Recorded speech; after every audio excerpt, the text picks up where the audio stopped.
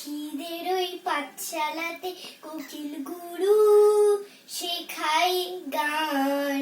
ময়না ভালো গান শিখেছি, শুনলে পরে জুড়ায় প্রাণ।